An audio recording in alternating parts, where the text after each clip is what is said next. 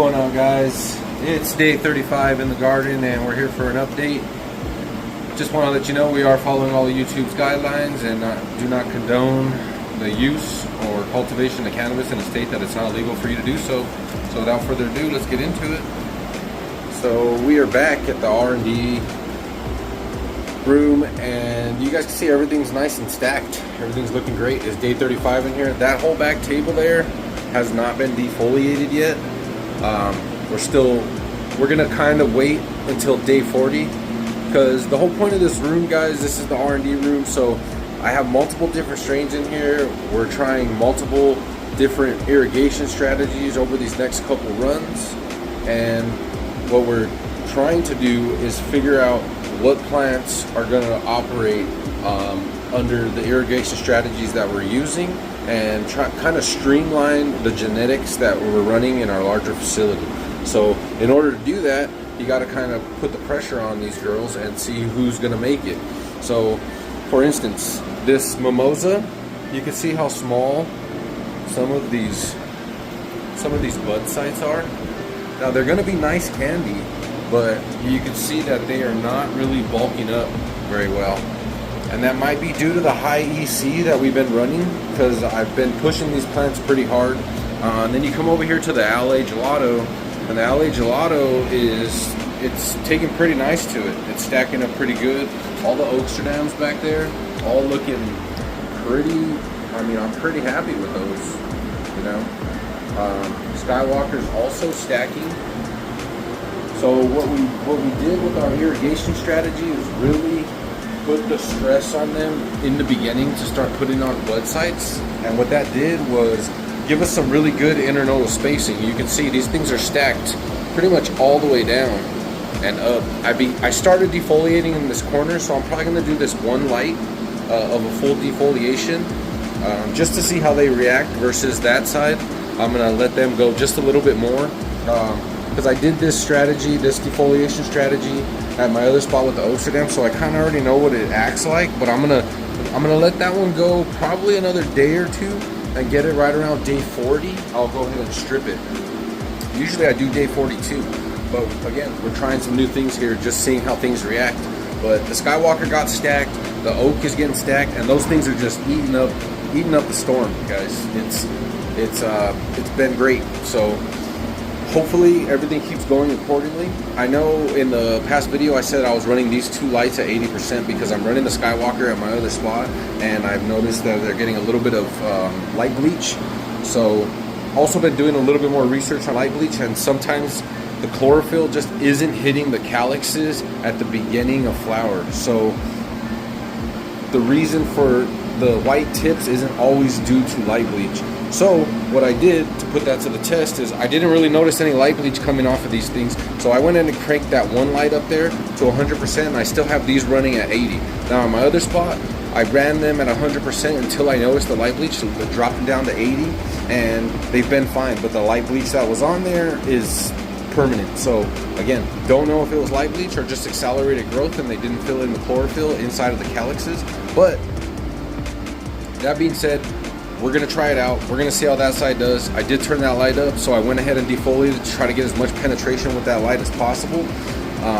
We still got that baby runt plant down there of the Oak, and I mean, she's filling in. I'm not mad at her. She does need to get defoliated. You can see some of her elongated fan leaves there, just trying to stretch out to reach some light because she's getting buried down there. So what I might do is just go ahead and clear this one out. But yeah, you can see like these big long fan leaves here. That's just her trying to stretch out and reach for some lights. So also another thing with pushing this EC, I've noticed, if you can see a couple of these Skywalkers right here, they are getting some purple stems. So, and also back there the Oak's doing the same thing. But, and then like one or two of these mimosas right here, So check the EC when I came in here, guys, and it was rocking pretty high. I was almost at 8, and I like to run at 6 on my runoff. Input's always about 2.5 to 2.7, anywhere in between there. but the EC was getting a little high, which means that these girls are drinking a little bit more, drying back, and really concentrating those salts in their blocks. I do like that because I do want to push these plants to see how far I can take them, but again, we're trying to keep this facility running, so we don't want to destroy them. So what I did today is gave them a nice early bulk feed right when the lights came on, probably about an hour after. I usually don't water until 2 hours after, but I went ahead and gave them a nice bulk feed. Brought the EC runoff to about 6.1, so I'm happy with that. And we'll see how they react. If they are that dried back tomorrow, what I'm probably gonna do is just add another watering for this last week, and it'll probably just be earlier in the day to really get them up to saturation point and reaching field capacity sooner than I have them reaching field capacity now. Because right now they reach field capacity about 3 hours, 4 hours after the lights turn on. So I'm gonna try to get them up and give them a little bit more runoff, and hopefully that's gonna help them get through that. Hopefully we see some differences in this mimosa. The thing about this mimosa though is sometimes it sets early. Like you can see it set, like this set early, and it was kind of worrying me. It was looking a little like this. Had a lot of orange hairs on it. And I noticed that this plant isn't drinking quite as much as everything else, which could be a pH issue.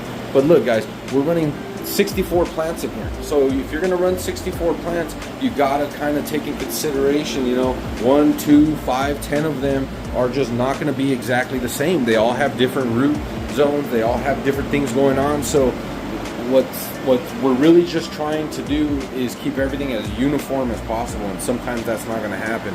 So sometimes you're gonna get plants like that. But what I was saying is sometimes they do set like that, and then they restart, they start to re-pop a lot of calyxes, a lot of pistils, and just start to swell up again. So, but the bad thing about it is that these are the earliest finishing strain in here. These things are done about day 60, if not a little bit sooner. Sometimes day 56, day 58, I can get them. They're ready to pull down, and I have to wait on them. So what I try to do at my other spot when I'm running the larger tables is put them all in the same room, if not at least half of it, or drop them in a little bit later into flower, so that way they all get harvested at the same time. So it's a great strain, but it's a little bit finicky, so we're trying to decide of whether or not we're going to keep it in the garden. Other than that, LA Gelato's banging. Love to see it. Skywalker's doing great. So our environment this week is going down to 76 degrees. Right now it's 78 degrees in here because I shut the big main fan off here because it was way too loud to make you guys a video. So I went ahead and shut that off to make you guys this video and let you know exactly what is going on in the environment besides the temperature. It's going to be our humidity. Our humidity is going to be dropping down to about 55%. We're going to hold steady there all the way until we get to about week 8. And our irrigations, I think we just talked about irrigation, so you guys kind of get the concept on that. We're just really trying to keep these things in balance, not having too many different inconsistencies, not shock the root system too much by either drying back too much or watering too much. You know, it's really about just giving these girls as much consistency as possible, so that way at the end of it you can either repeat or make tweaks based off of the inconsistencies that show up in the garden. So I'm gonna try to get this thing defoliated next week. Hopefully everything works out. CO2's banging at about 1200. I've been super busy. I've had all of my harvest coming down at my other facility, so I wasn't able to get in here and make you guys that video last week. Unfortunate, but yeah, I'm here now. Hopefully this helps. It's gonna be somewhat of a quick video. I mean, are any of my videos really quick? I kind of just ramble on sometimes. I swear to God, that ADD be kicking hard. You know, I do say, us as gardeners, we all gotta have a little bit of autism, right? In order to maintain and pay attention and really dial in on all these little intricacies and making sure all these things that are getting done and on point. it takes a lot. It takes a lot, and you gotta kind of. A lot of it's monotonous, a lot of it's repeatable, a lot of it's just the same stuff. But if you really love this stuff, then you can get in here and you get the work done, and you'll see results. Like, that's all I can say. Just keeping things super duper simple. Sorry guys, the camera cut off.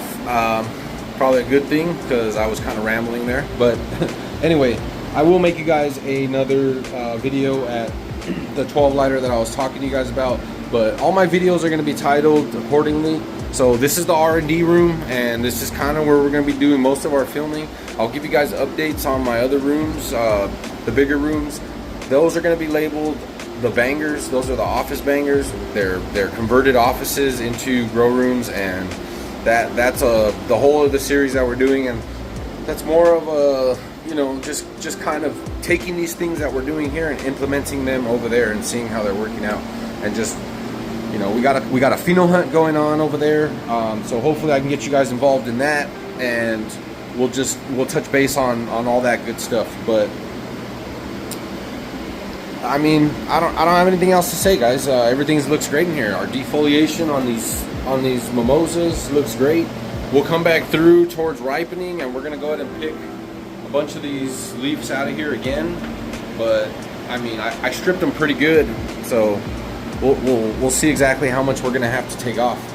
But anyway, comments, questions, any suggestions, anything like that, shoot it down below. Let's talk. Let's get everything popping in the comment section. If you can, subscribe, like, leave a comment. Really helps get helps the algorithm get the video out to everybody. Always appreciate you guys. Happy farming. Peace.